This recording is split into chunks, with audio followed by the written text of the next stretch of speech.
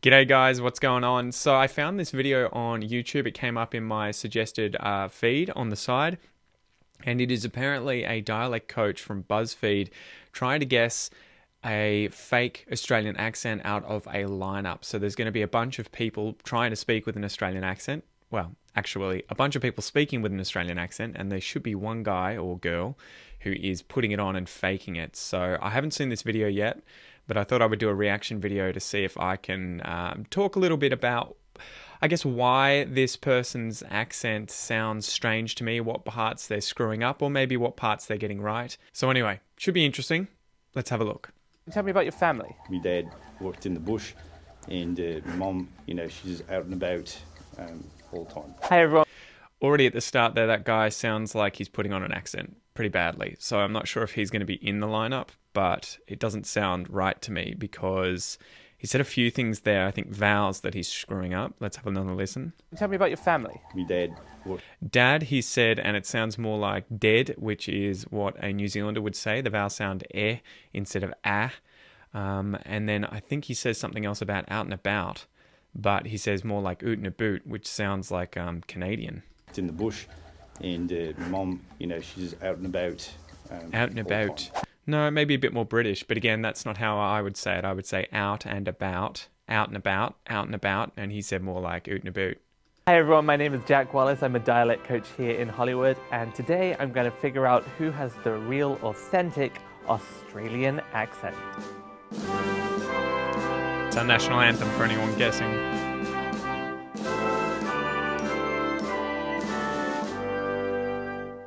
Hi, my name is Hailey and I'm Australian. Hello, my name is Brett Lark and I'm Australian. Hi, my name's AYLA and I'm Australian. I'm going to say it's the two girls who are the Australians and the guy in the middle who's not. But the girl at the start also sounded a bit strange. I'm not sure. Let's have another listen to her. What was her name? Hi, my name is Hailey and I'm Australian. Yeah, the way that she said Australian sounded a bit off. We'll have to do a bit more investigation. Brett, I definitely think you're the guy who's putting on the accent. And, Hello, my name is Brett Lark and I'm Australian. Hi, my name's AYLA and I'm Australian. AYLA, if she's faking it, is nailing it. The placement of the tongue plays a big role in the Australian accent. They tend to use a slightly different part of the tongue to form the vowels compared to English and American people. It's especially in the diphthongs, which means there's two sounds in a vowel. The O sound and the A sound especially. For example, okay in English, O-K goes O, the diphthong that way. In American, it goes the other way, O-K. In Australian, it goes O. So it uses like the middle part of the tongue rather than the back of the tongue. The I sound. Yeah, so he's nailed that. That's the Australian O, O, O. I've done that a few times on the podcast and on the YouTube channel. It tends to be one of the most stereotypical sounds that if you can get this right, instantly makes you sound Australian, whether you're a native speaker of English or whether you are learning English as a foreign language.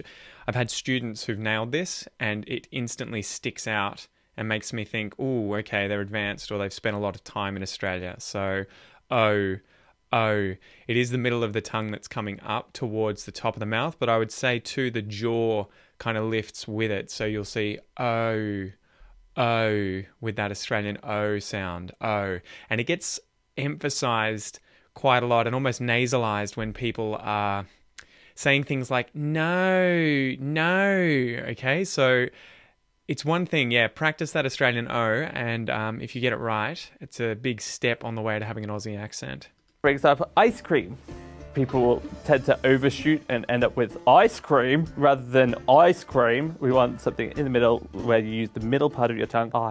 Ice cream. Let's bring the people from down under. Yeah, so he's talking about the I diphthong there as well, which is another one that Australians tend to do a little bit differently from other dialects anyway. Keep going. Up here. Okay. Let's start at this end as you're right here. Come on up. Hello. So what is your name? My name's Brett Lark. I'm from Australia. How long have you been in America? I've been in America for about 5 years. Can you tell me about your family? My dad worked in the bush, and my mum, she's out and about. That as well tells me that she's Australian because she's obviously laughing because she can hear how strange his accent sounds. And the stereotypes that he's already going for, right? Like, oh yeah, my dad worked in the bush, blah, blah, blah. I don't know. It seems like he's watched Crocodile Dundee a few times. Too many. All the time. Hanging with the kids, doing the house stuff. House stuff. There, he's changed the diphthong ow and made it more like I guess like a British diphthong there. Ow, or yeah, it just sounded off to me. So instead of house, where we've opened our mouths up more, house, he said something like hoose. Let's have another listen.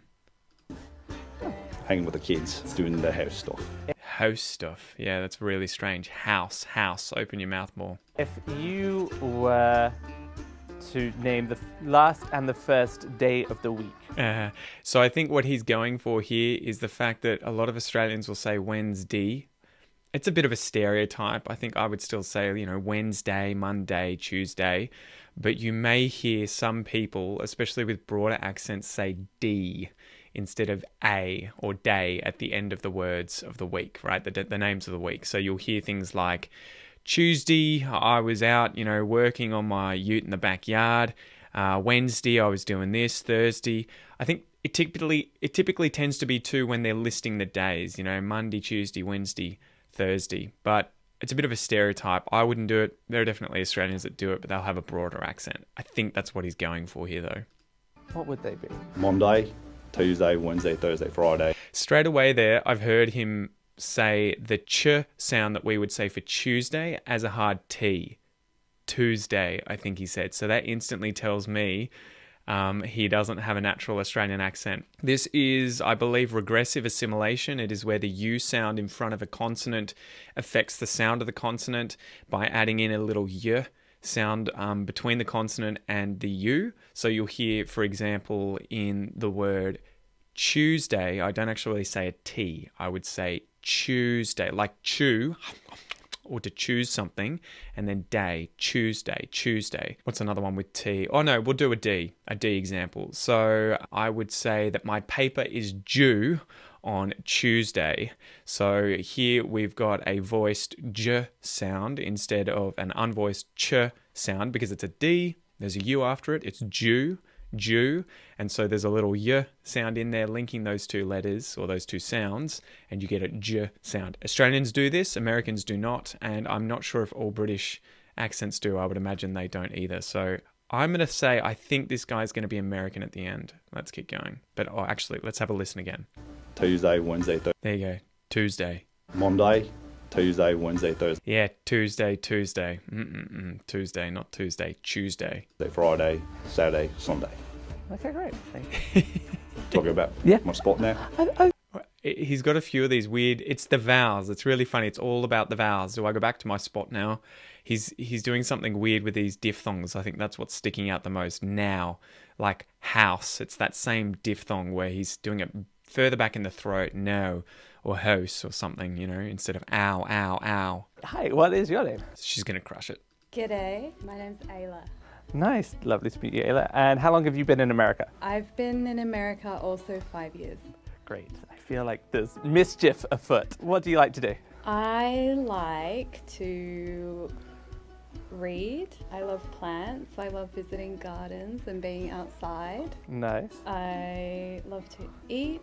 I love Vegemite. Oh, well, we're getting it. Again, she's gone with a few of these tropes. I don't know if they were told to do that beforehand to kind of, play it up, but she's mentioned Vegemite, obviously, and as soon as she stepped up, she said, g'day. A lot of us do that, but I think I would avoid doing that with foreigners, especially Americans or Brits, because they'll just be like, But obviously, she's been asked to play it up. Into some Australian culture here. I feel like there's a very heavy-handed push for I'm from Australia in this answer. Well, you tell me the days of the week. Monday, Tuesday, Wednesday, Thursday, Friday, Saturday, Sunday. Yeah, she's just said them naturally. Obviously, if you're enunciating them really well and saying them clearly, she didn't say the D at the end there. But I guess he's probably also going for the diphthongs in some of them, like Friday. And if she says them correctly, let's see how she said Tuesday, though. Let's go back a bit. Monday, Tuesday. Bam! She said the ch sound, right? Tuesday. Wednesday, Let's hear that again. Thursday, Hold on, give you another listen. Monday, Tuesday, Boom. Wednesday, Thursday, Friday, Saturday, Sunday. Interesting thing there, she said the T in Saturday. You can do that, but I would probably use a T flap. I would say Saturday, Saturday, or T tap, Saturday, Saturday. But yeah, you could say Saturday. Excellent, thank you very much. It feels like she has a kind of, I hate to use the word light, but kind of a less stereotypical Australian accent. There are the like slight I sounds in there without it. To me, she sounds like she just has a general Australian accent. I'd probably pick her from some of the big cities. You know, she could be from Melbourne or Sydney or Brisbane. She doesn't sound like she's from rural parts of Australia with broader accents. And she doesn't sound like, you know, she's got a really, really cultivated toffee kind of accent. Although that's dying out in Australia these days. It just sounds like a general Australian accent. People with these accents would be people like my friends, people in Melbourne, people in suburban Victoria and New South Wales. It becoming I, there's potential here. And I think he's mentioning there too that the diphthongs aren't really accentuated. I, which would, and nasalized, which would make it broader in terms of the accent. And she said Vegemite. See, he couldn't even say the Vegemite. He almost said Vegemate at the end there. So I don't know if that's his pronunciation. He has a bit of a weird accent too. I'm not sure if it's British or not. I have a feeling that he's probably gay, and that's also affected his accent and the way that he speaks too. But it's interesting to hear how he says Vegemite. And she said Vegemite. Vegemite. Excellent. And what is your name? Hailey. Excellent. And how long have you been in America, Hailey? 5 years. Oh, great. It's already starting to sound a bit weird. I think it was that I diphthong. 5 years. She said it a bit. 5 years. 5 years. Everyone's been here for 5 years. What can you tell me about your family? My mum's a teacher. Ooh, mum. Okay, so we would say mum. Mum. Americans would say mom. Mom. And I think some British accents too would say mom. Okay, so let's see that again. Family. My mum's a teacher, and my dad's an accountant. And The diphthong in accountant. Accountant. Ow, ow, ow. She didn't get that right. dad's an accountant, and I have 2 brothers. Ah, excellent. And how old are your brothers? Are they older or younger? Younger. The middle one is 21, and the youngest one is 13. Yeah, I can't place where her original accent would be from. I have a feeling she might be British because she's doing really well with the words ending in ER. So she said like younger instead of what an American would say with younger. And brother, she said, instead of brother. So that's Australian English being non-rhotic. We don't pronounce the R's after a vowel if there's a consonant or no sound after the R. If there's another vowel, we do say it, we'll link it, but otherwise, no, it's silent. Excellent. If I got them wrong, they're going to hate me. Would you do the days of the week for me? Monday, Tuesday, Wednesday, Thursday, Friday, Saturday, Sunday. Tuesday sounded a bit weird. I think she sort of used a hard T. Let's see if I can get that again. Monday, Tuesday, Wednesday, Thursday, Friday, Saturday, Sunday. Thank you very much. Okay, we're going into the final round. I'm only going to have 30 seconds with each person to figure out who is telling the truth and who is lying. Sure. Excellent. For this version, I'm going to get everybody to say the same phrase. The phrase I would like you to say is 6 sheep sleep on 3 ships. 6 sheep sleep on 3 ships. I wonder what he's going for here. 6 sheep sleep on 3 ships. The only thing I can really see is that it's those 2 vowel sounds, I and E. So I'm wondering if he is thinking that this guy is a New Zealander because they would say the I and E vowels differently from an Australian. They almost reverse them. So you would hear, or in fact, they don't reverse them. They would say 6 sheep sleep on 3 ships. And I'm doing a ship version of it, instead of 6 sheep sleep on 3 ships. 6 sheep sleep on 3 ships. On. The on was weird for him. I would say on. I think my mouth is sort of wider. It's hollower when I'm saying that. It's more opened up inside. On.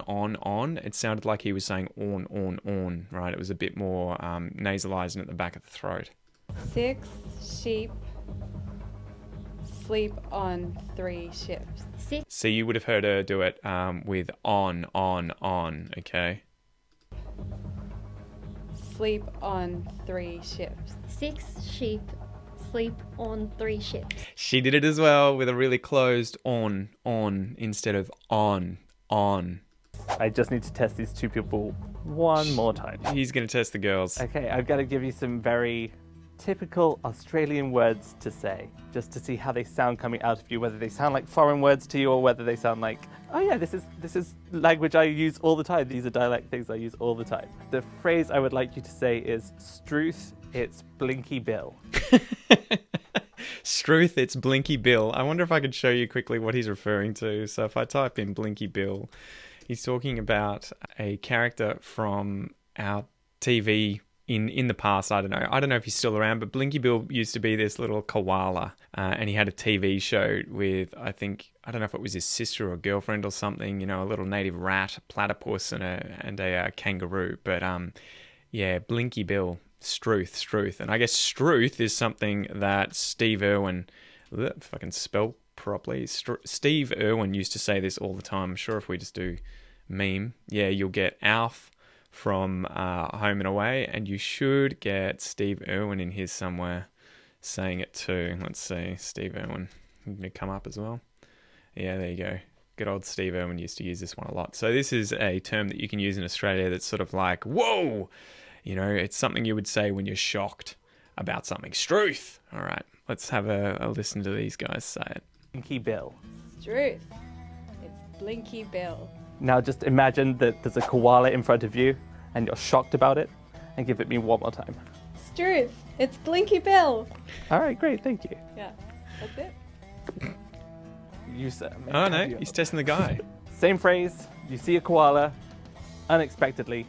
Struth, it's Blinky Bill. Struth, it's Blinky Bill. All right, he said the struth incorrectly, so we would use an ooh sound, struth, and his sounded a bit more like struth. Let's have another listen. Hold on. Struth, it's Blinky Bill. Struth, it's Struth. Yeah, it's a bit weird. I think his mouth's a little bit wide. It's not closed enough, like struth with a sort of ring. Struth for the ooh sound. Expectedly. Struth, it's Blinky Bill. Struth. Yeah, you'll see that his mouth is really wide. Struth. Blinky Bill. And then Bill. He said that a little bit strangely. I'd say Bill. Struth, it's Blinky Bill. Struth, it's Blinky Bill. And he said Struth, it's Blinky Bill. Bit weird. Excellent. I think he's going to be British. Just naturally like, oh, Struth. Struth, it's Blinky Bill. All right, thank you very much. All right, I think I've he's nailed come it. to my decision of who the real person may be. So I guess at the start there, I was thinking it was going to be multiple Australians and there would be one person who is not Australian. I have a feeling that it's going to be this chick in the middle who's Australian and probably from Sydney or Brisbane, and the other two are going to be probably from Britain. I don't know. We'll see. The reason why I'm choosing this person is because they were very contained within their own accent the whole time, whereas I feel like some of the others had the signature sounds at some point and then veered off at other points, whereas this person was consistently within the same accent. Two of the people were a little wandering within their signature sounds. Now they could have been doing this to throw me off. Who knows? The person I think that was consistently within the same sound groups the whole time is AYLA. Nailed it. High five, AYLA. Good on you, mate.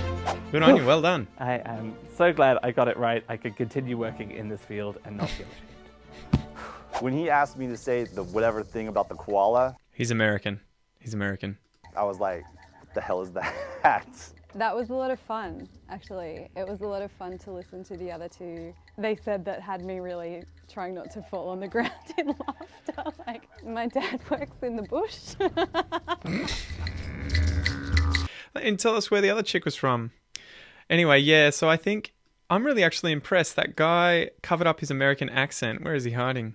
This guy covered up his American accent really well and had sort of thrown me. I was thinking maybe he's going to be British because of some of the vowels he was saying, but that was pretty impressive. I think the difficulty is when doing any foreign accents is that quite often actors like this get 90% of the way there, but then there are these key sounds that they're missing that just show straight away that they're not originally from the place that where that accent is from. So I guess, yeah, any actors that are out there watching this, I would say if you're ever practicing these sorts of accents, get a native speaker of that dialect with that accent to analyze your speech and tell you which bits you're getting wrong and where they're going, ooh, that's a little bit weird, even if they just point you at the words.